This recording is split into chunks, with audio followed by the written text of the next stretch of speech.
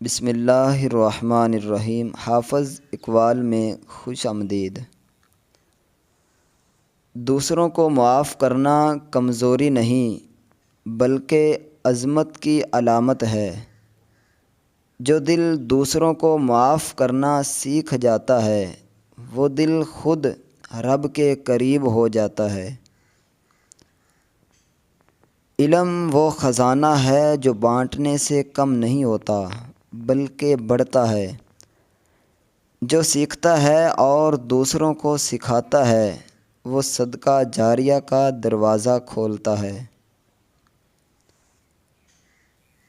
کبھی کسی کے حال پر ہنسو مت، کیونکہ وہ حال تم پر بھی آ سکتا ہے۔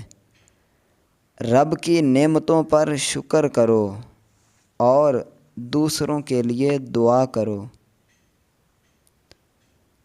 تمہارا سب سے بڑا ہتھیار تمہارا صبر ہے۔ جب تم بدلہ لینے کے قابل ہو کر بھی معاف کر دو تو وہی تمہیں اللہ کی خاص رحمت کا حقدار بناتا ہے۔ دل کا سکون دنیا کی کسی چیز سے نہیں، صرف اللہ کی یاد سے ملتا ہے۔ ہر بار جب دل پریشان ہو قرآن کی طرف رجوع کرو۔ کسی کا چھوٹا سا احسان کبھی نہ بھولو، کیونکہ انسان کی عظمت صرف بڑے کاموں سے نہیں بلکہ چھوٹے عمل سے بھی ظاہر ہوتی ہے۔ اپنے دکھ کو چھپا کر دوسروں کے چہروں پر مسکراہٹ لانا بہت بڑی عبادت ہے۔ جو دوسروں کو خوش رکھتا ہے رب اسے اپنی خوشیاں عطا کرتا ہے۔